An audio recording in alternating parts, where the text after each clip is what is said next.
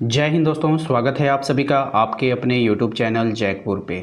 तो क्लास 11 का अगस्त 2026 में प्रथम शाब्दिक परीक्षा यानी कि SA1 एग्ज़ाम होने जा रहा है। झारखंड सरकार ने या फिर एजुकेशन डिपार्टमेंट ने सभी ज़िलों को निर्देश दे दिया गया, हर ज़िले में आप लोगों का SA1 का एग्ज़ाम होगा, प्रथम शाब्दिक परीक्षा होगा अगस्त का महीना में ही, ठीक है। और आप लोगों को क्या करना है, तैयारी शुरू कर देनी है। आपके अपने इस चैनल पर तैयारी पूरी तरीक़ा से बिल्कुल फ्री में करवाई जा रही है, तो आप लोग हमारे चैनल को सब्सक्राइब जरूर कर लीजिएगा। साथ ही साथ आप हमारे दिए गए नंबर पे एक मैसेज करके व्हाट्सएप ग्रुप ज्वाइन कर लेना है। वीडियो को लाइक कर दीजिए और शेयर कर दीजिए सभी दोस्तों के साथ। तो चलिए शुरू करते हैं हम लोग आज का ये सेशन।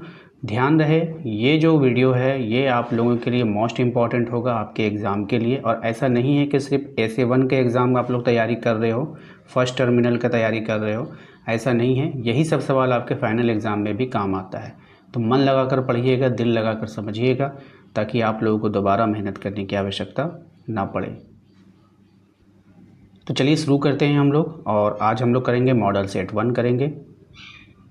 सबसे पहला सवाल आपके स्क्रीन पर, हमें प्रथम होमिनिड्स का साक्ष्य जो मिलता है वो कब मिलता है, ठीक है। तो प्रथम होमिनिड्स का जो साक्ष्य मिला है हमें, वो मिला है 5.6 मिलियन वर्ष पूर्व, ठीक है। ऑप्शन नंबर बी हो जाएगा।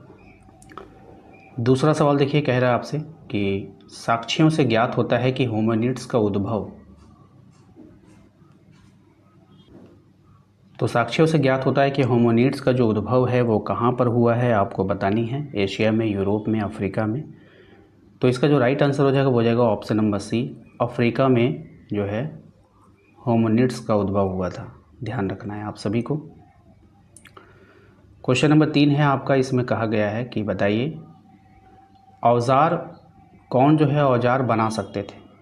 होमिनिड औजार बना सकते थे, बंदर, वनमानुष या फिर हॉर्मिनॉइड। तो यहाँ पर आपको राइट आंसर करना होगा। बताइए क्या होगा। तो होमिनिड जो थे वो औजार को बना सकते थे। क्वेश्चन नंबर 4 पे आते हैं। इसमें कह रहा है कि द ओरिजिन ऑफ स्पीसीज नामक पुस्तक किसने लिखी है। बहुत ही अच्छा सवाल है और एग्ज़ाम में कई बार आ चुका है। तो द ओरिजिन ऑफ स्पीसीज नामक पुस्तक को लिखा है चार्ल्स डार्विन ने। किसने लिखा है? चार्ल्स डार्विन ने लिखा है। क्वेश्चन नंबर 5 में आते हैं। इसमें कह रहा है कि मेसोपोटामिया की पहली ज्ञात भाषा क्या थी, ठीक है। तो मेसोपोटामिया की जो पहली ज्ञात भाषा थी वो थी आपका सुमेरियन। ऑप्शन नंबर बी होगा। क्वेश्चन नंबर 6 है आपका, निम्नलिखित में से प्राचीनतम सभ्यता कौन सी है।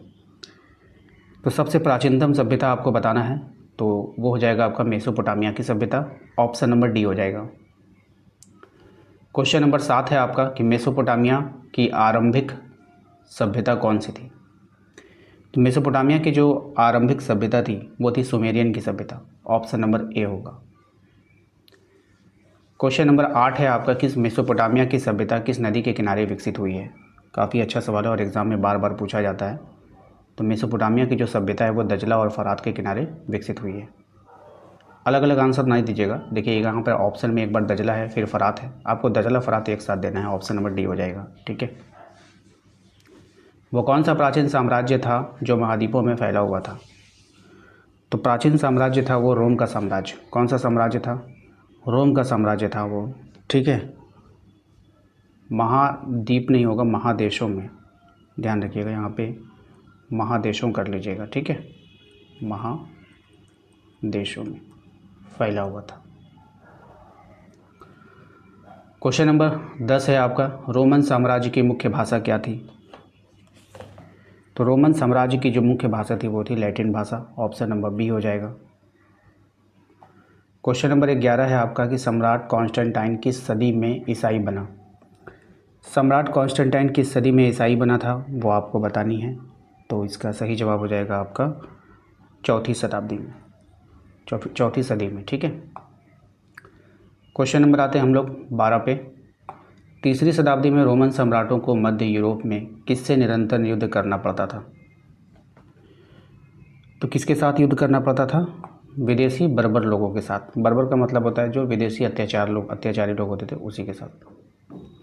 अशोक के अभिलेख में किस भाषा का प्रयोग हुआ है, मोस्ट इम्पॉर्टेंट सवाल है, ध्यान रखना है।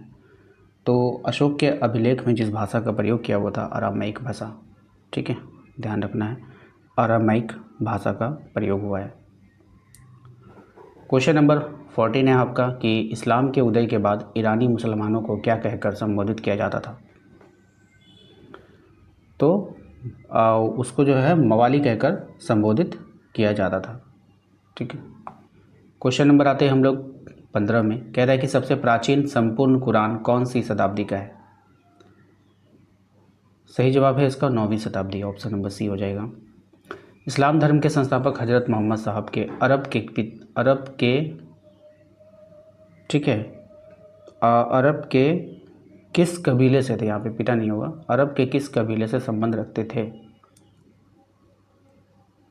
ठीक है, ध्यान रखना है। तो ये जो थे अरब के बद्दू कबीले से संबंध रखते थे, ठीक है। यहाँ पे नहीं है, किसी किसी बुक में आपको मिलेगा कुरैश, ठीक है, तो ध्यान रखिएगा। एग्ज़ाम में अगर आपका कुरैश रहे तो आपको वो आंसर करना है। यायावर का अर्थ क्या होता है, बहुत ही अच्छा सवाल है, एग्ज़ाम में कई बार आ चुका है। तो इसका अर्थ होता है आपका घुमक्कड़, ऑप्शन नंबर ए हो जाएगा इसका सही जवाब। नेक्स्ट है चंगेज़ खान का प्रारंभिक नाम क्या था, बहुत ही अच्छा सवाल, ठीक है। चंगेज़ खान का जो प्रारंभिक नाम था वो था आपका तेमुजिन। क्या नाम था, तेमुजिन नाम था, ठीक है, ध्यान रखना है। ओगोदेई किसका पुत्र था, तो ओगोदेई चंगेज़ खान का ही पुत्र था, ये याद रखिएगा, ऑप्शन नंबर ए इसका करेक्ट आंसर होगा। मंगोलिया गणराज्य कब बना था, तो मंगोलिया गणराज्य कब बना है आपको बताना है, बहुत ही अच्छा सवाल है। तो मंगोलिया गणराज्य बना है 1921 में। कब बना है, 1921 में। सामंतवाद पर सबसे पहले किस इतिहासकार ने काम किया है, तो सामंतवाद पर मार्क ब्लॉक ने सबसे पहले काम किया है, ध्यान रखना है। सामंतों का घर क्या कहलाता था, बहुत ही अच्छा सवाल है। सामंतों का घर क्या कहलाता था, तो मैनर भवन। क्या कहलाता था, मैनर भवन कहलाता था। 5 क्या है आपको बतानी है, 5 क्या है, तो 5 एक तरह का जागीर है, ऑप्शन नंबर सी हो जाएगा। सर्फ किसे कहा जाता था, अब ये जो सर्फ है ये किसको कहा जाता था ये आपको बताना है। तो भूदास को, किसको कहते थे, भूदास को सर्फ कहते थे। The civilization of the Renaissance नामक पुस्तक की रचना किसने की, मोस्ट इम्पॉर्टेंट सवाल, ठीक है। तो ये किया था आपका, बताइए, the civilization of the Renaissance नामक पुस्तक की खोज किसने किया है, ये आपको बताना है। तो जैकब बर्कहर्ट ने। पाहुआ विश्वविद्यालय किस देश में था, तो पाहुआ विश्वविद्यालय जो था वो इटली में था। पेट्रोक किस नगर के अस्थायी निवासी था, अब ये जो पेट्रोक है ये कौन से नगर का अस्थायी निवासी था आपको बताना है। तो फ्लोरेंस नगर का अस्थायी निवासी था। क्वेश्चन नंबर 28 है आपका कि तुर्कों ने किस वर्ष कुस्तुनतुनिया पर विजय प्राप्त कर लिया, ये भी सवाल काफ़ी इम्पॉर्टेंट है, तो 1453। क्वेश्चन नंबर 29 है आपका कि कोलंबस ने बहामा द्वीप और क्यूबा पर स्पेन दावेदारी की, कब किया था ये आपको बताना है, ठीक है। तो ये जो दावेदारी किया था ये किया था, ऑप्शन नंबर हो जाएगा इसका बी, 1492 में। अरावाकी लुकायो के लोग कहाँ रहते थे, इंपॉर्टेंट सवाल रहेगा आपके एग्ज़ाम के लिए। तो ये लोग रहते थे कैरिबियन द्वीप में। कहाँ पे रहते थे, कैरिबियन द्वीप में रहते थे, ऑप्शन नंबर सी हो जाएगा। तो दोस्तों आशा करते हैं कि आज का ये वीडियो आपको पसंद आया होगा। वीडियो अच्छा लगा है तो प्लीज़ वीडियो को लाइक कीजिएगा। चैनल पे जो लोग पहली बार आएँ सब्सक्राइब करके घंटी वाले आइकन को प्रेस कर लीजिए ताकि आने वाली हर एक वीडियो का नोटिफिकेशन मिले और आपकी परीक्षा की तैयारी बेहतरीन ढंग से हो पाए। साथ ही साथ आप हमारे इस दिए गए नंबर पे एक व्हाट्सएप पे मैसेज कीजिए, आपको लिंक मिलेगा, आप अपना व्हाट्सएप ग्रुप ज्वाइन कर लीजिएगा जहाँ पर आपको बहुत कुछ फ्री में उपलब्ध करवाया जाता है। मिलते हैं नेक्स्ट अगले वीडियो में, थैंक यू।